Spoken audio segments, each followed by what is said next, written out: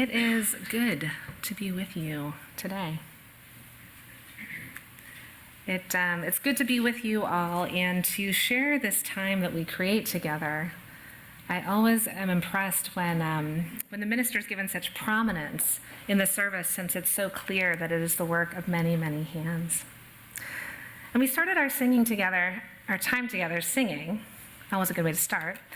And we started with a question today, that familiar hymn to many of us, that really consists mostly of questions, and then in a very un-Unitarian Universalist way, provides answers. So it was a both and. But of course I have another question for you all this morning, which is, I'm really wondering, where does courage come from? That's my question for you all. Where does courage come from? In our story, we heard about inspiration, right? We heard about an inspiring kind of movement in the arts, a long chain of because.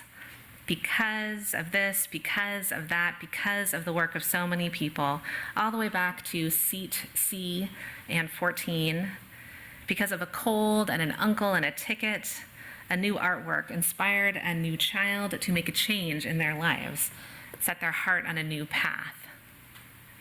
Is that how it works with courage also? I'm asking because I think this author is onto something. Tracing this lineage of moments, linking a series of fortunate events in a way that reminds us of all the care that brings us together. The folks who are cleaning the lights in this room, the musicians who are preparing during the week, all of you who care for this community and so many others, when there are decisions to be made, when there are contributions to be made. I've seen it happen in this way, that a small, very ordinary act of courage can be passed along, like passing the light at a Christmas Eve service from candle to candle in a darkened sanctuary until everyone's candles are lit, and then, of course, we sing.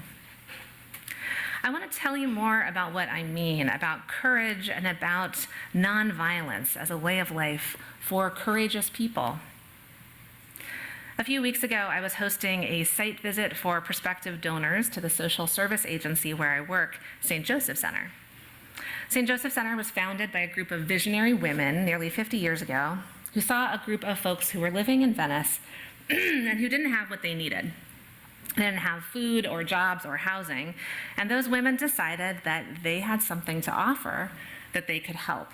They opened up a storefront on Rose Avenue that became, 5 decades later, one of LA County's largest social service agencies, dedicated to providing help and housing and hope to people experiencing homelessness.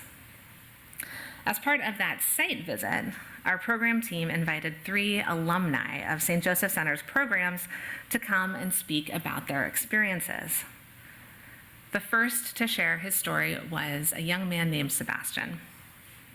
He spoke about coming to St. Joseph Center and how the program helped him find his way through a very tough time in high school. The second to speak was Brian. He told us that he'd been incarcerated for 18 years, and after his release, he knew he needed to gain the skills and training to hold down a job. He decided to enroll in a culinary training program at St. Joseph Center, and he's since graduated from the program, found a good restaurant job, and been promoted multiple times, something that he beamed and told us about. But he's also taking accounting classes. So Brian is really headed places. Pretty wonderful to hear that from him. And the third to speak was Dawn. And she explained that she was a sex trafficking survivor who had escaped with her children from her abuser and found her way to St. Joseph Center to rebuild her life from the foundations up. She has since become an advocate and an educator who speaks to audiences across the state about preventing sex trafficking.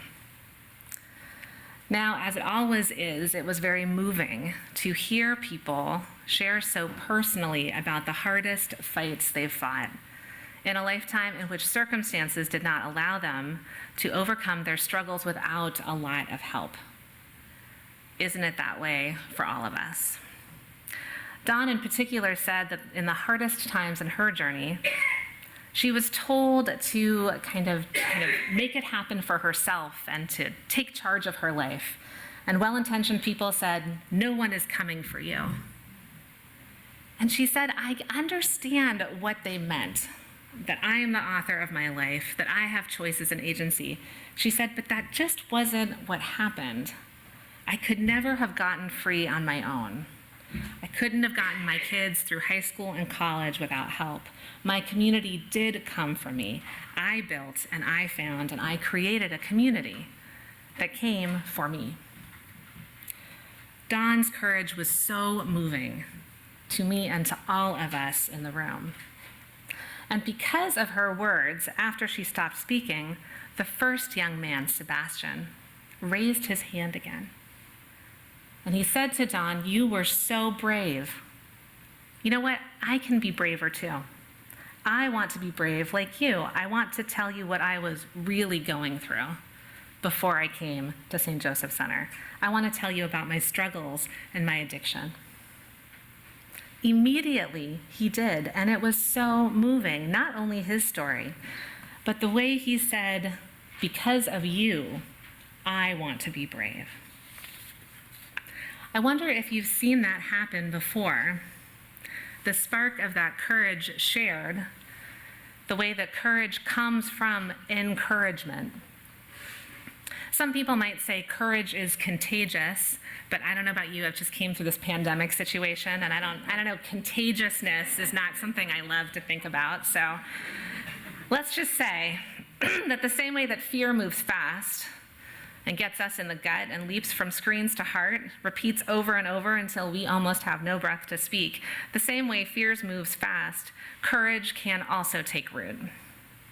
It's the courage of others that we witness together that reminds us again and again to be brave. "You were brave," Sebastian said. "I can be brave too."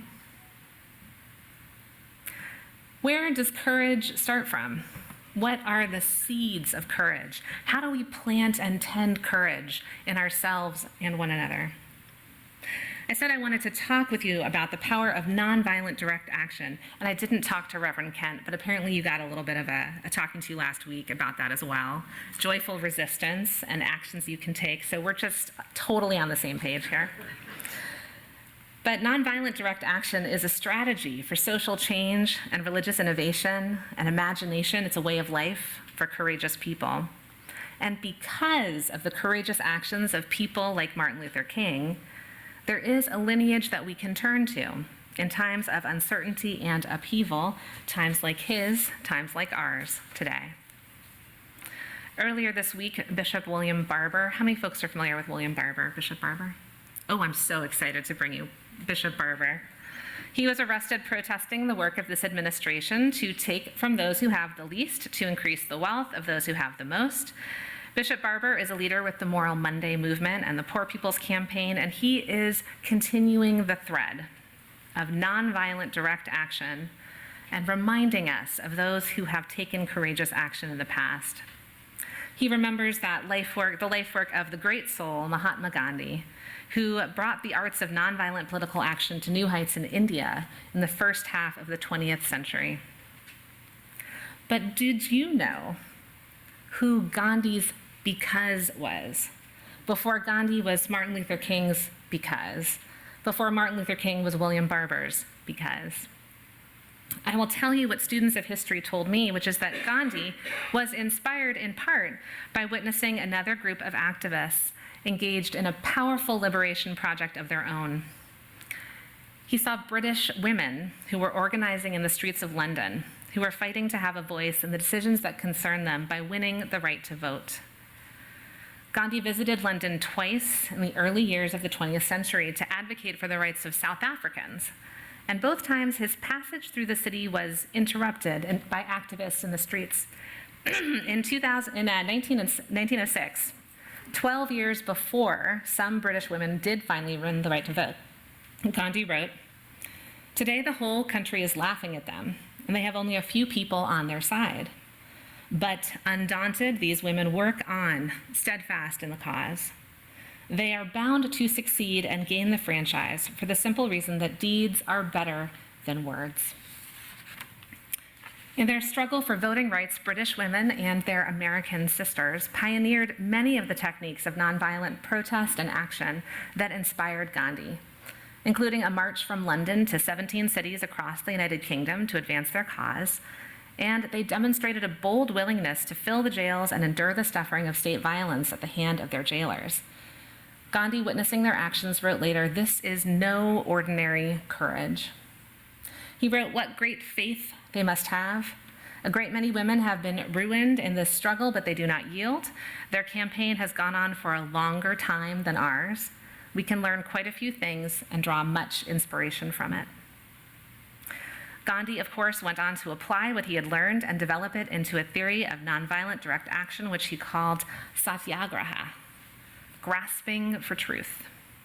It was rooted in his own faith as a devout Hindu, and he recognized a fundamental humility in seeking after truth without ever tasting its final arrival. He believed the struggle for truth and the search for truth was worthy. He titled his autobiography, "My Experiments with Truth." That commitment to seeking after the truth, always open to what is not yet known, is part of what allows nonviolent direct action to set as one of its goals the winning over of those on the other side. The goal of eliminating our enemies by making them our friends, and winning over those of us on the sidelines too, with that persistent drumbeat of an invitation that we too can take our place and claim our power in solidarity and collective courage. Where does courage come from? It comes from the courageous acts of other people who we witness and are moved by. Its seeds are watered by determination, and this is how it grows. I recently reconnected with a colleague who ran for school board in a very purple city last fall. It was his first time running for elected office, and I was so proud of him for moving toward the disruption and anger and misinformation, the challenges of public leadership in these times, moving toward it as a person of true integrity who wants the best for his kids and for all our kids. He ran a great race, and although he did not win this time, he loved connecting one-on-one with parents, door knocking, community forums, all of it. And he loved fighting for his kids, for all our kids, in opposition to the leadership that is demonizing and fearing our kids, especially our trans kids. "They must be so afraid," I said to him, "to act that way." And he said, "Reverend Rebecca, what are they afraid of?" And I said, "I don't know, but it must be a big fear, a mighty fear that scares them so." Bishop Barber told us after his arrest this week at the Capitol Rotunda, where he was praying and protesting an immoral budget, he gave us these words, saying, "No one would be fighting this hard to pass a budget that is so extreme if they were not afraid." The extreme minority of elites promoting this disastrous budget understand the potential power of a coalition of people coming together across race and region, across faiths and family traditions to build an America that works for all of us. In fact, he says, they may understand better than many of us do how much power we have. He says that power is unleashed when we stand up and say, "We are not afraid. We will not hate you. We will transform you through the power of love." That power, he says, is greater than any threat or fear, and it is unleashed when we commit to become the answer to our prayers. It is fleshed out when we inform our communities about what is to happen, when we register people to vote, when we rally around an agenda that lifts from the bottom so everyone can rise. I wonder why the folks who were trying to help Dawn, who got herself free, why did they tell her that no one was coming for her? Because a community rose up and grew around her. And her courage is still encouraging others, still sending out light enough for us to see by. Today, I am asking myself again, as I do every week, I am asking myself and I'm asking you to consider what words and deeds will come from your fear and your anger, from your experiments with truth and your moral imagination, your commitment to nonviolence, where the seeds of your courage will take you in the weeks before us now. This is no ordinary courage, Gandhi wrote of the women in the streets of London over 100 years ago. Their courage, their unity, their readiness to bear losses, their intelligence, all these deserve to be admired and emulated, he wrote. Their goal is nowhere in sight, but they refuse to accept defeat, and they go on fighting. This surely is no ordinary spirit, he wrote. In these movement times and in our ordinary lives, each of us has the power to be brave and to tend the seeds of courage in one another and in our leaders who need that rock to build on. Each of us has the power to find our place in this struggle, to accompany one another on paths seeking truths and love, in this time that cries out for spiritual innovation and meaningful collective action and strategic political advocacy. And when the historians write about this time, they will write about the courage and the unity of our people, of our readiness to bear losses. Even when the goal is nowhere in sight, they will write, "We refused to accept defeat and we went on fighting. Surely this is no ordinary spirit. Surely this is no ordinary courage." May we be the ones to make it so.